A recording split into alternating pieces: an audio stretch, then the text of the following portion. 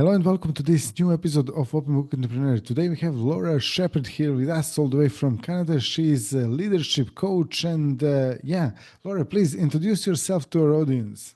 Hi, Tony. Thank you so much for the opportunity. Yeah, I am a leadership and transitions coach. I have a background in the corporate world in Canada, 25 plus years in brand marketing, consumer packaged goods, and now I am coaching and helping others find their path. Excellent. Yeah. So I mean, it's very interesting transition you actually went through from corporate into leadership coaching. So what happened there? Like, how did you decide to take this path? Oh, it's a great question, and it is an awesome transition. And I'm still in transition. And I think as I go through life, it's everything's a little bit of a transition, right? There's Yes. lots of different transitions and seasons in our lives.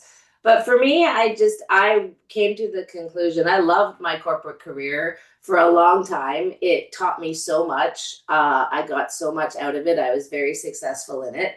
And then I just realized that I believe there's many ways to live our lives, and so because of that, I wanted to explore other paths and see where I could go and what I could do.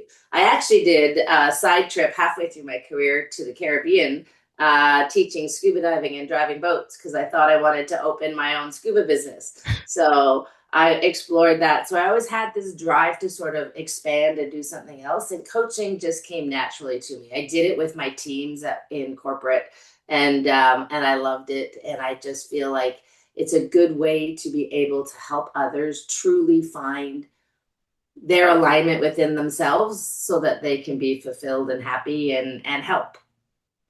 Yeah, very interesting. I mean, also because before we started recording, we talked that we both have love for tennis and that you play tennis, and also I worked with a lot of professional tennis players. And then on top of that, now you mentioned scuba diving, and I'm also open water scuba diver as well, like PADI open water. I got this advanced PADI open water um, license as well, so I love scuba diving. It's a little bit scary, especially when I do like night dives, because for example, when I was a kid, we used to live on the seaside, and every night when I wanted to go to swim, my older brother, he was always telling me like, "Don't go to swim. You'll get eaten by sharks and stuff like that." So I really built up a strong fear of Yeah. night swimming and stuff. And then, when I went scuba diving at night, that was really scary. But what's so powerful about scuba diving is it's a whole different world. Oh yes, And that's where it's like I believe there's many ways to live your life. There are many worlds that we have, and scuba diving, it helps you. To me, scuba helped me calm down, slow down, because you're mm, weightless. It's like you're in space, right? You're weightless totally another underwater, planet. another planet, and it's completely you're an observer of this other world, and it's fascinating. So it really helped me slow down and not speed from all over the place to achieve things. And it's like I just was there and present, and it helped me understand the power of observation and the power of presence, because you could see all of these big things, but when you spent like an at 20 minutes around one coral head, you could find all of these tiny little creatures and critters and cool things that you normally swim right by. Totally, totally. So, obviously, you have a lot of experience, and so what do you help as a leadership coach? What do you help your clients with? I help primarily helping them lead from within. So I help them find who they are so that they can communicate and lead in a way that's more authentic to themselves. We grow up, especially in the Western world, where we should be this way and we should be doing these things. And when we tap into our own special gifts, our own powers, we show up in a way that amplifies and just it comes from more authenticity. Sorry, it's I stumbled over my words there, but it's when you're more powerful and have more impact when you're aligned with who you are and communicate the way you want. And so it helps people figure out what that path is for them, and so they can show up better in their lives and have more meaning and fulfillment. Totally. And what's the result of that? Great question. The result is usually more energy, um, people being more present and living their lives fully instead of a lot of my clients, they're high achievers. So when they're like, okay, when I get this goal that I've set for myself, I'm gonna be happy, right? When I get this, I'm gonna be happy.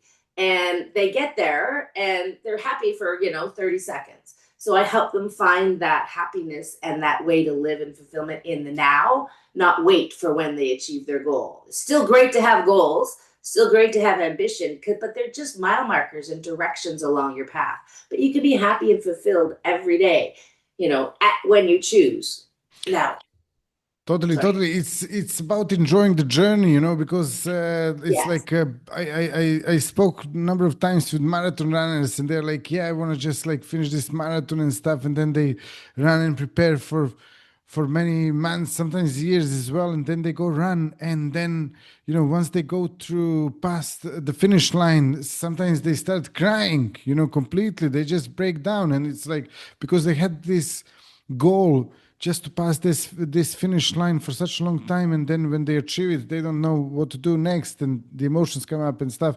So yeah, really important, it's really important to learn to enjoy the journey, as you said. It's so cheesy. It's that typical cliche is it's the path, the journey's the reward, not the goal. And we still, but we within all of that, we can still have goals and ambition. And life is going to throw life at us, and not everything's going to be perfect. And we get faced with awful choices, but we still get to choose, and we still get to choose how we feel, how we show up. And it doesn't mean eliminate. All emotions are good, right? We're human beings full of beautiful emotions. All of them are good and meant to be had. It's about not living in emotions that don't serve you. So it's having them, working through them, and moving forward. Totally. And like what about like managing emotions in those situations? That's a fabulous question, because that was one of my challenges, because I was the sensitive one and I was too emotional, and it's like everyone told me to like suck it up kind of thing. And so managing emotions to me is, it's letting them, it's having them. You need to have them. You need to feel them, and then you need to decide what do I want to do with them moving forward. So it's all about choice. It's all about the decisions that we make with them, and it's managing them. So you can't like break down and get angry in the middle of a boardroom meeting, but you can have that, like you could take that emotion, and then when you're in a safe place feel it and then live, and then go, okay, what does that mean? What did I learn? What do I need to change? What do I need to do with it?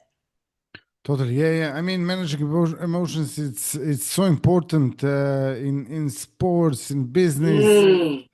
in relationships, everywhere, because yeah, a lot of times we are told that we should, as you said, suppress our emotions, don't show them, maybe not, don't experience them, but like in general, like people are told or taught this from very young age, and then what happens a lot is they can easily break down at certain points once their emotional baggage is full, and they experience too many negative emotions and they just hide them, they break or they get diseases or stuff. So how people can clear those, or learn to manage them? Well, there's a lot of, I mean, asking for help is what number one. It's like getting support. There's lots of ways. There are emotions live in our body. And so there's a lot of somatic clearing process that can be used to help people get rid of that, not get rid of, manage through the emotion and feel it, and let release the energy of the emotion from your body. So the other, but simply actually working out is a great way to manage emotions, because it helps, again, that physical body, that physical somatic movement helps clear the emotions from your body. Like I'm sad, it's one of those things where I, like, when I'm ready, I'm like, I put on my favorite dance music and I dance it out, and it's like, oh wow, okay, whew, reset, I feel better, right? So there's lots of ways to work through the emotions. The key is not suppressing them, and having a safe, confidential place, either a person or a place that you can actually release them with the true the mistake I used to make is I would release my emotions, and then I'd really just tap them back down again versus let them go. Does that make sense? Like now I go through my emotions and go, oh, that made me angry, but I'm not gonna hang on to that and spin about it for 2 years later, which I would in my past. I think I'd let it go and then it would pop up and go, why am I still angry? It's like, because I really didn't let it Mhm. go. Absolutely. So if people want to get in touch with you, learn more about you, connect to you, how they can do that, Laura? The best way is through LinkedIn. LinkedIn is where I do most of my platform, but I have a website, nnwcoaching.com. It's North by Northwest Coaching. And I also have an Instagram, NNW Coaching Instagram page as well. But LinkedIn is the best where people can find me. Wonderful. Yeah, Laura, thank you so much for being a guest. Thank you all for watching, listening to this episode. If you have any questions for Laura or me, you can ask them in the comments. And then on top of that, yeah, if you like this episode, give us a like. So, Laura, thanks again for being a guest. Thank you all, and see you in the next episode. Thank you, Tony.